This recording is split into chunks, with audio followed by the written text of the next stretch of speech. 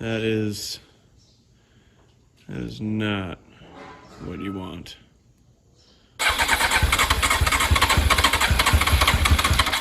We are working on a very interesting project today.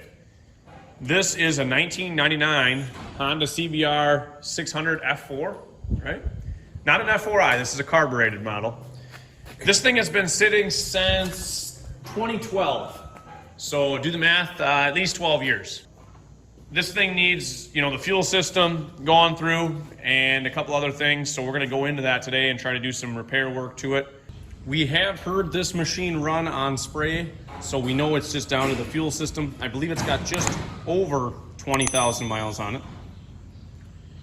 So we're gonna get the carburetors off, which are that rack set of 4. We got the clamps starting to get loosened up. We gotta take the breather tubes off the top there, kind of do a little bit of finagling with cables and TPS sensor connector. The manual online was nice enough to let us use one of their repair manuals when we were working on the CBR600. Super easy, guys. You can see we've had a recent search for a 99 Honda CBR600. You can search, automotive related things, power sports, you name it, they probably have it. They don't have everything, but you can't imagine they're gonna have every single thing ever made. So you can go through, search it up, and then once you find it, you can easily purchase it and download it. So there's what that screen looks like. You can see the price. If you use our discount code, they're gonna ask you that when you go to checkout. You'll get 22% off. So that'll save you, a few dollars when you guys go to buy your service manuals. And then you can see we have it downloaded. You're gonna get a downloadable link as a PDF file. You can put it on your desktop, your mobile device, anything like that. So super nice, especially we use it for the fuel system section, carburetor specifications, float heights, torque specs on like top end components, suspension components, all the critical stuff. Nice to have a service manual when you're actually doing professional quality repairs like that. I did not record while we were pulling those carburetors out like I should have, but basically what you're gonna do is loosen the clamps, the intake boot clamps on the engine side, not the carburetor side because you can't reach them. There's actually a hole right there, that little slot in the frame rail on each side where you can get a long cabinet screwdriver, real long shank Phillips up in there to loosen them, or I had an 8mm socket because I didn't have my screwdrivers here, and I was able to reach the middle carburetors and get those clamps loose. Our intake boots were extremely stiff, and we had to take a pry bar against the frame and pry up with 2 of them, and then they finally popped out.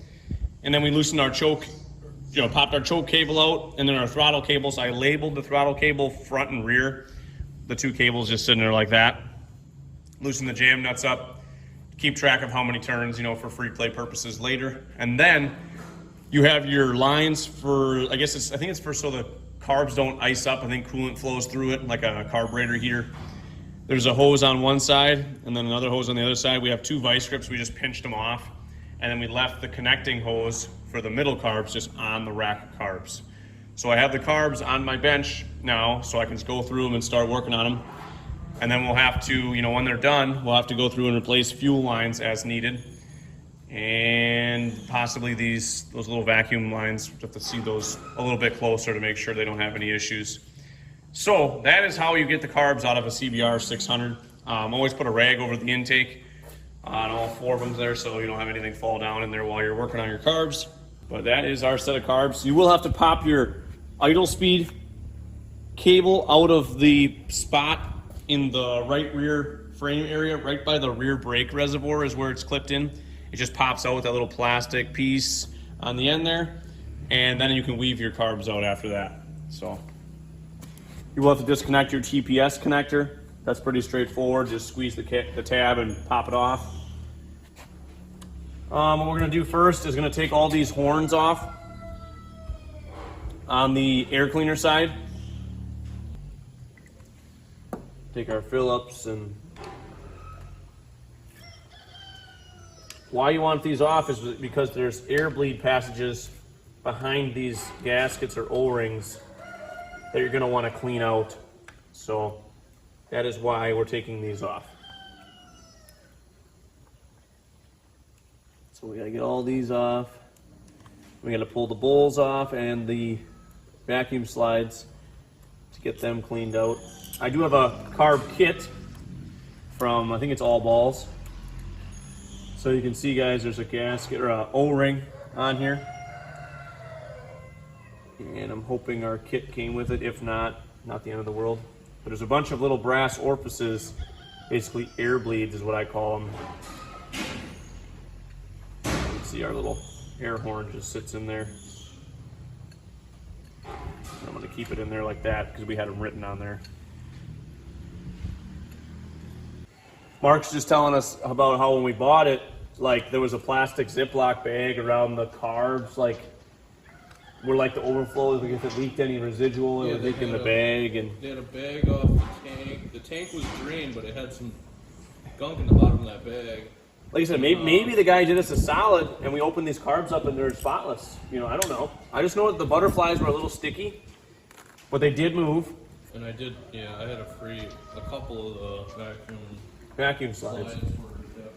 Like I said, we're going to get these evaluated here, and then we just got to replace a couple fuel lines, and that fuel pump's got to get replaced. That's hiding down there. And let me tell you about the lines going to it. Stiff. All right. So we got those horns off there. Now we'll go ahead and we'll pop some of the bowls off. We'll label them and scribe them all, 1, 2, 3, 4. And then we'll see kind of what terrible damage is waiting for us in the interior.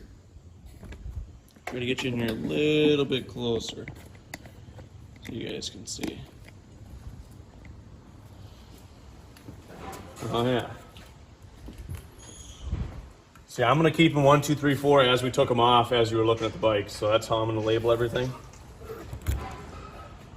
And if there was gas, you'd think if I tipped them upside down. And I don't, like I said, even on the bowls, guys, varnish sap will seep from the O-rings. They're not yellow. I know. They're not. I didn't crack any of the. I mean, I just popped the bowls off, see what they look like. Oh, oh fuck! We need a special screwdriver to adjust these fuel screws.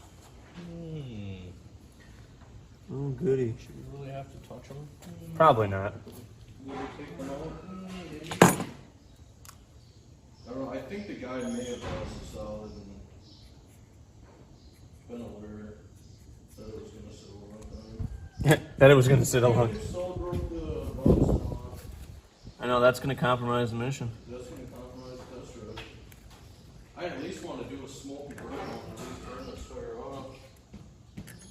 I guess I still can't even though it's flat, right? What do you think? I'll turn the shreddies? I might turn the shreddies. I really like shreddies. So this will be the telltale sign, guys, if I can crack these loose. We're using a screwdriver. Oh, yeah. You want me to go get the snappy one? This is a snappy. Oh, almost had it. Got the impact driver's got a good grip on it, I think. Oh, yeah. Oh, yeah. Yeah, you really get a handle on that. It's so heavy, too. We got those rusty screws from that Suzuki out easy with this. Really? Yep, came right out. Nice.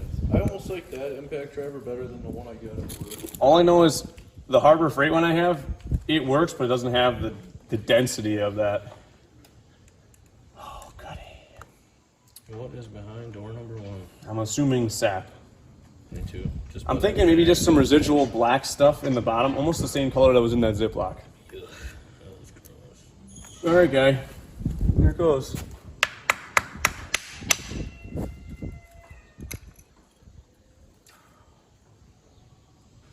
Oh, dude, what? But brother, it's brown. Oh no, I smell. Come on, buddy. Take a sip. Take a sip off there. It's black. Yeah. Mark's dying, dude. He's ill. It smells like the bag, dude. You're right. Oh no, guys. There is gum. I'd rather have it in this state than that powdery crap. That's true. Where it turns into almost like battery acid corrosion. Hey, the float still moves, guys. So that's great. Now we just got to work on we'll get these jets out. Well, first we're going to pull all the bowls off. What I always do is I scribe the number in there, and I wrote it with Sharpie because obviously the Sharpie's going to be gone as soon as I brake clean it. You can see the uniformity of sap, and sap. Main jets and starter jet completely clogged.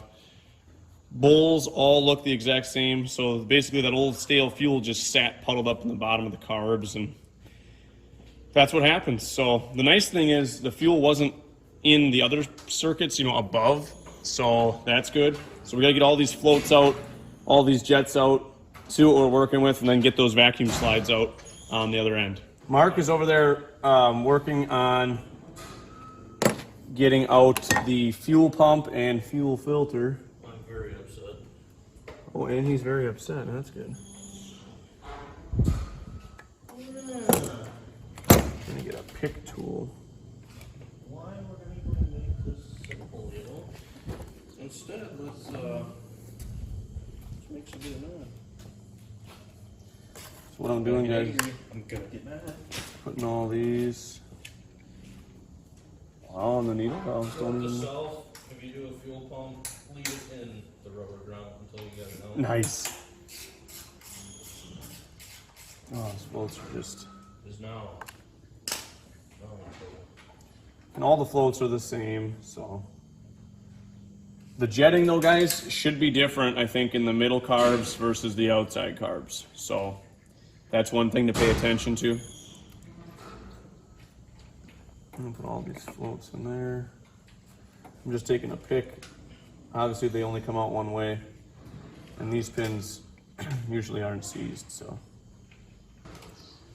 Yeah, it definitely sat, guys, for a couple, 2-3 years, More like a decade, just like Buddy said. I have to polish the heck out of those frickin' needle seats. That's gonna be fun. Okay, all these pilot jets out. I believe they're 40s. Yep.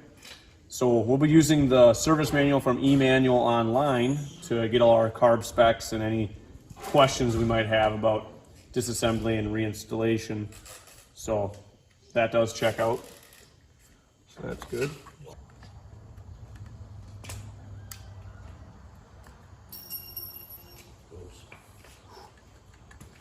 Got her crack loose though. Putting all my jets in one little tray over here, and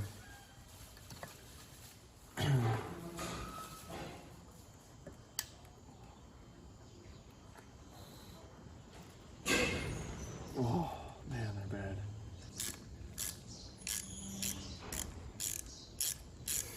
There's just a lot of sap in there.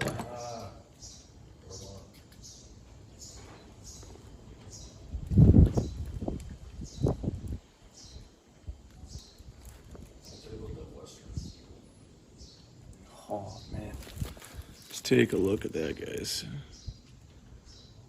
That is not what you want. So that's the tube with the main jet. I'm gonna kind of have to segregate these a little bit. Some sappy stuff, I'll tell you.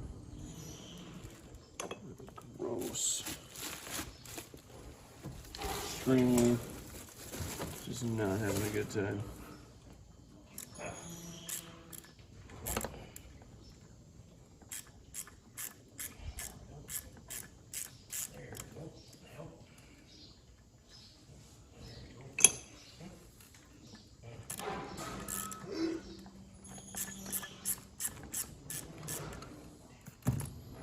It's just so nasty.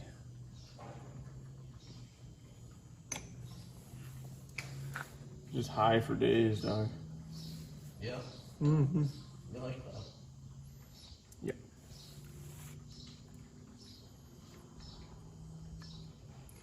Well, it's nice these boots, Mark, have a locating pin so that clamp is always in the right spot when you put it back on. Yep. That's handy. You can see that, guys, these clamps can't move. Oh, it's not handy? Yeah. Ooh. Oh, goodness. Oh. I'm gonna get a rag. You guys can see that is some nasty, nasty stuff right there. We'll be sacrificing Mr. Raggy to give us a hand here in wiping this up. It is something ill for sure. So we'll set that down. Something like that. So Mark did us a solid by getting those vacuum slides unstuck, but the nice thing is I'm looking at the needles, just a little varnish, so not terrible. Next thing's going to be scribing all of these top lids.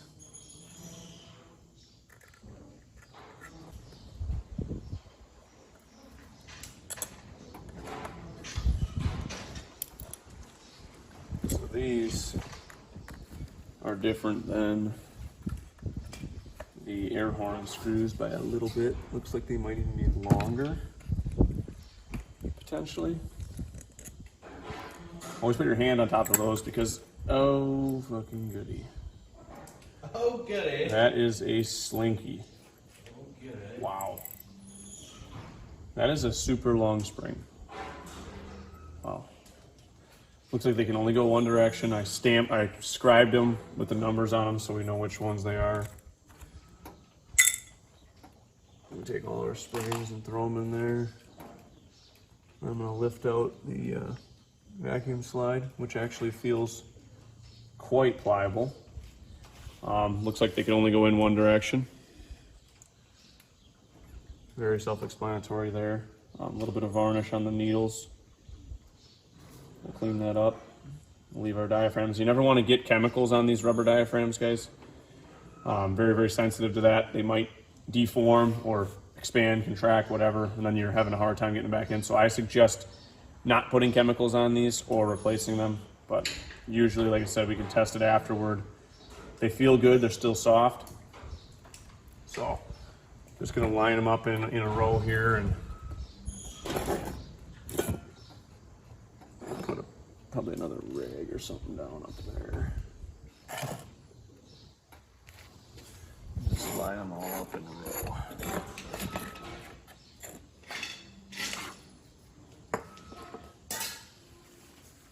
So I don't know if these retainers can come out or not.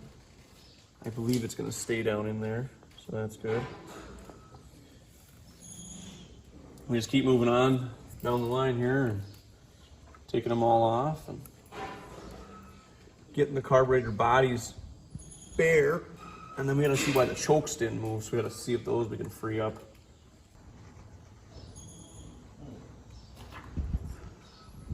This one here, you can see the, oh, sorry, we'll get you in here. That varnish on the needle is what you don't want. You got to make sure you get that clean or replace the needles with the carb kit parts. So you can see that's what we got working with here. Cleaning the bodies of the carburetors. You guys saw we disassembled everything. We're actually getting them pretty darn clean so far. I'm working on the float bowls as we speak and the floats, getting those cleaned up. All the passages I've sprayed through with carb cleaner now. Right now I'm taking a Q-tip with some toothpaste on a drill and polishing the needle seats. These are non-removable seats, or if they are removable, it takes some special tools and they're press fit. So what I like to do is I go in there with Scotch-Brite first, a little bit of Scotch-Brite. I ball it up, put it on a screwdriver, and I spin it in the brass, and I kind of flake away that varnish dust. Now I'll take my Q-tip with the toothpaste, and I'll go in there if I can, just like this. And I get right down on the bottom, and I just clean that up. So that's, that's polished up now. And then I just take it out, and I usually use a new one for each. I take them in half, and I use a new Q-tip for each hole. So I'll go through, do them all, and then I'll come back out and I'll flush them all out. I have some old toothpaste that is pretty much used up. Just go in there with that. Get some on there. And then I take it, and like I said, and I'm bumping against the bottom of it a little bit. Like I said, just kind of bumping against the bottom and polishing up that brass needle seat. So, it's two done. I'll go ahead and do the other two and then flush everything out with carb cleaner, brake cleaner, whatever you got. And then I'm almost ready to start reassembly of the carburetor bodies. Got to get those jets, main jets off of the tubes and get the tubes polished up really well because we'll be reusing those. And then I'll kind of turn the camera back on, show you what I'm doing. So sprayed through all the pilot passages, the air bleeds on the other side that you guys saw me take the air horn off of. Did all that, everything seems to work. Got the chokes moving freely, so that's good. Got the carburetors cleaned out now finally. This is what it looks like. A little bit of residual varnish staining, but not bad. See how nice it came around, you know, from what it started with. Did my toothpaste trick and Scotch-Brite in the brass needle seats, and then I put gasoline in there after I'm done to get them wet. This here orifice is fixed on all the carbs. That's for the choke circuit, guys. There is a small hole. I'll try to shine my light down, see if you can see it. You guys can see there is a hole in the center of that orifice that is connected for the choke circuit. You have to be able to poke something in there or spray carb cleaner through that hole, and it's going to come out this one right here, this air bleed here, and it's also connected with your choke plungers. This one here is for the main jet, this one here is for the pilot jet, and that one's a dummy. So make sure when you clean these, you can spray through every one of these air horns here on the carbs. And each one's going to correspond with pilot, main, or choke circuit. So this is how it pulls fuel up into the choke circuit when you open the chokes. Make sure all the holes on everything are clean.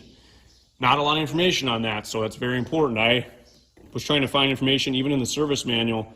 It did not state, you know, the flow of everything and to check for a, you know, obviously obstruction. This was full of varnish, you know, so very, very difficult to get that clean. I used a piece of steel brush, a bristle off of a wire brush, poked in there, let it soak, you know, brake clean the heck out of it, carb clean, and then compressed air to finish it off. So the bodies of the carbs, in my opinion, are done. Now would be a good time to check the vacuum lines on all these carbs going to this air solenoid or whatever the heck they call it. Just kind of giving it a visual, not that the vacuum lines are split open, as well as the intake boots themselves. Ours are extremely hard, but I don't see cracking, so that's a good sign. Basically what I'm going to do now is I'm going to start on reassembly of the internals, putting new jets in. The float bowls, you can see I have a little bit of tarnish left in them, but I got them pretty darn close, and I just got to clean the main jet holders and getting those polished up. So I'm going to start putting new pilot jets in. I got the kit from All Balls Racing. Gave us 40 pilot jets. You guys can see if it'll focus. So it says 40 SD. So putting all these new jets in. So there's a little bit of residual varnish on there, but in my opinion, that is a-okay. You just take it and rinse it off with some brake cleaner and some air. And I got new needle valves. What I like to do is I have a little gas bottle here, and I like to put some fuel in the needle seats. That way the needles have something to lubricate them with. Otherwise, sometimes you get the initial flooding after cleaning. That's usually caused by dry needle and seat. So I use gas because that's what it's going to have in it anyways. So I'm probably not going to do needles.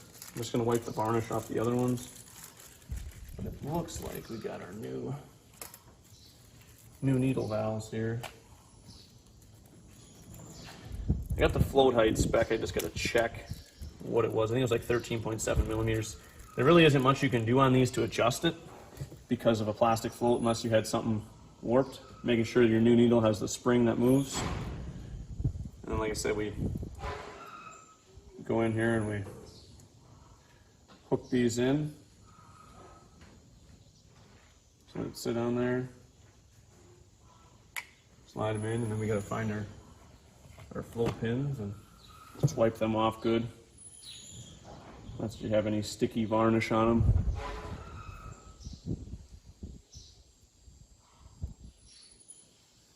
These feel pretty good.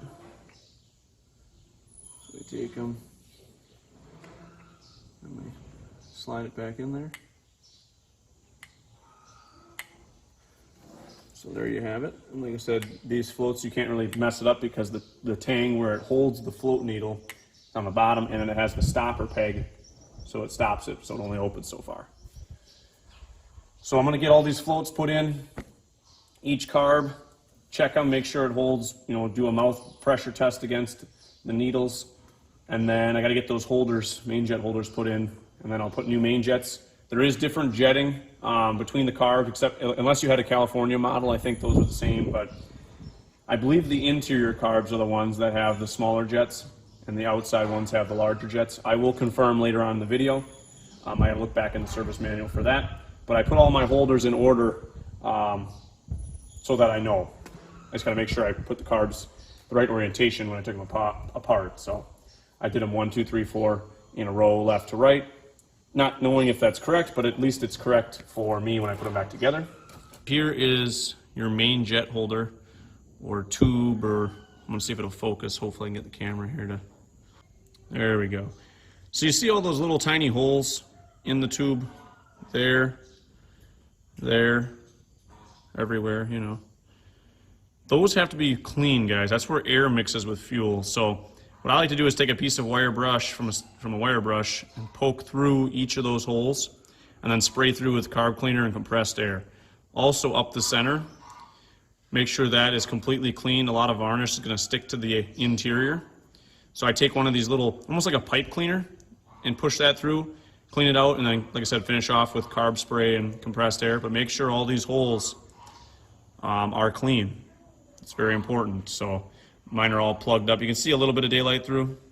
That's because I've already kind of cleaned this one a little bit, and then I got to polish up, get that scuzz off that hex where it threads in. So I've done all the other ones so far. This is the last one. The main jets from what I took out, the 135s were on the center 2 carbs, and the 132s were on the outside carbs. So I'll double check with the service book, make sure that's correct, and that they're numbered that way, but that's the way I took them out, and that's the new jets I put in that orientation. All right, guys, so we're measuring float height here. Book spec is 13.7 plus or minus 0.5 millimeters. What they tell you to check is, you know, when right now the little spring valve is compressed, so you want to do it just when it touches. And then you would check it. So that's right about there. Get me a little straighter here. And we're very close to spec. I have my gauge is set about 14 millimeters. The floats really aren't adjustable, so if the float height would be somehow out of whack, you either have the wrong needle valve or something is stuck in there, or your float's warped for whatever reason, you gotta replace the float. So the main jets, I was correct, and how they were taken apart was also correct. 132s on the outside, 135s on the inside. Everything else, 40 pilots across the board. I did not touch the screws. You do need a special screwdriver, guys, to adjust the pilot fuel screws on these. It almost looks like a D shape. I didn't have the tool here. I did not mess with those. I'm leaving them as they are. We'll have to see how it runs, and if we have to dive into it, we have to dive into it. So float height, in my opinion, is fine. All the jets are in. Jet holders are clean and in. What I like to do is I tighten the jet holder in first with an 8 millimeter, then put the main jet in afterward. You guys can do it as you wish, but that's how I do it. After you get the vacuum slides or vacuum diaphragm slides in, always give them a check just by hand, making sure they rebound good. Getting that really long coiled spring in there is a little tough, but I did do it myself. You push it up in the black plastic cover first, leave about 3 inches out, set it on there, and then it won't explode and kink itself. And then just make sure your diaphragm's sitting in the groove. It's most likely going to get curled, so you have to curl it so it sits nice and even, and don't pinch that down. And then what you do is just take your your air hose with some air, blow in here, and you're going to see the slides lift. If they don't, something's wrong. So they're connected here, you know, the pairs of them. So you'll see actually a connecting tube, so that's why these two lift with that one, and then those two lift with that one. And these hoses are connected usually to your air box somewhere or intakes area where it senses velocity, and that's what lifts that up when you crack your throttle open. So that's a little test that I always do. You can just see I put some fuel on those slides just to get them slippery, so they're not dry in there. Bowls are all back on. Just got to put the horns on on the air cleaner side, and then it should be good. So chokes are moving good again. I'll put a little bit of lubricant on there still. But that's the gist of it. Make sure the O-ring's sitting here nice and even when you put these horns back on. And you should be set.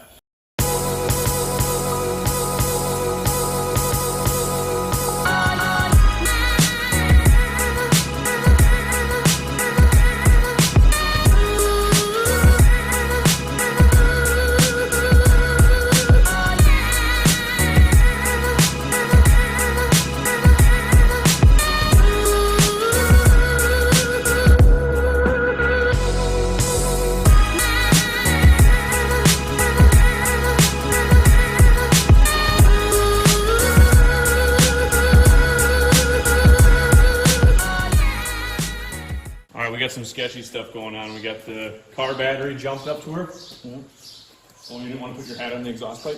Nope. We're gonna see. We plumbed a new fuel system, fuel lines and such. We're gonna have to go key on and see if this electric pump that we got on eBay is any good. I think it was a decent. I think it was. I forget the brand name, but they're like one of the better aftermarkets. But we shall see in a second here. Turn it off.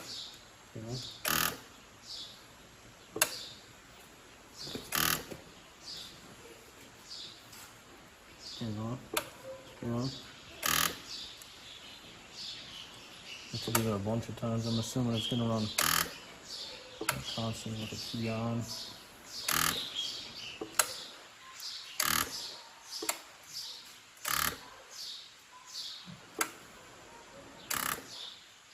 Oh, now she's pumping? Yeah, yep. That's some fuel. Nice. Well, buddy, moment of truth or what? We might take some cranking. Yeah. We're gonna See see what fuel to it now. choke skis. Yep. Throttle's good. Oh.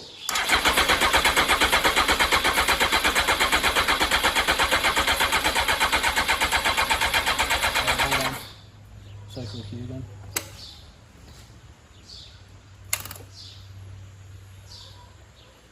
We'll put some more fuel in it too.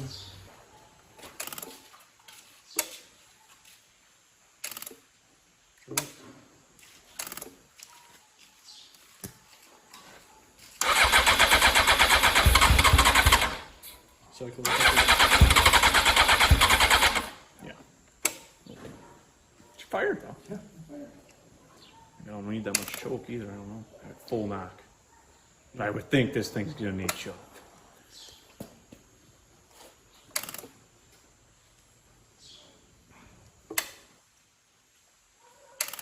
I want to give it a little gas too, because all of them.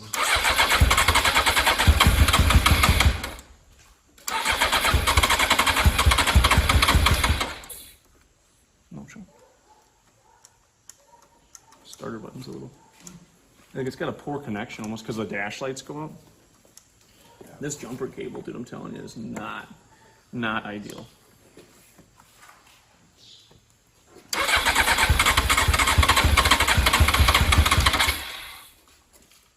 Cycled a couple times. Mm-hmm. Once it's running, it'll fill all the carbs up. I think, yeah. So it's almost like we should have kept it off to get it started, but.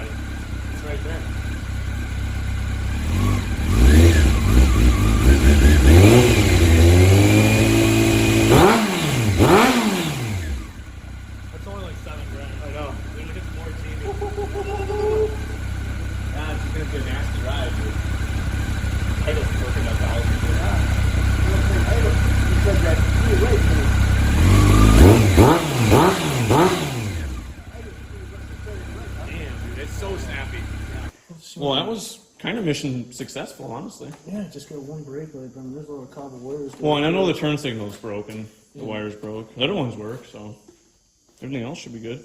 Just need some tires. Yeah. And some fluids. Tires and fluid change. And some drop tags for sure. Anyways, that's the CBR has been sitting since 2012, so I think it sounds pretty good for sitting over 10 years. So we'll have more videos when we get the fluids all changed on it, so that'll be it for now.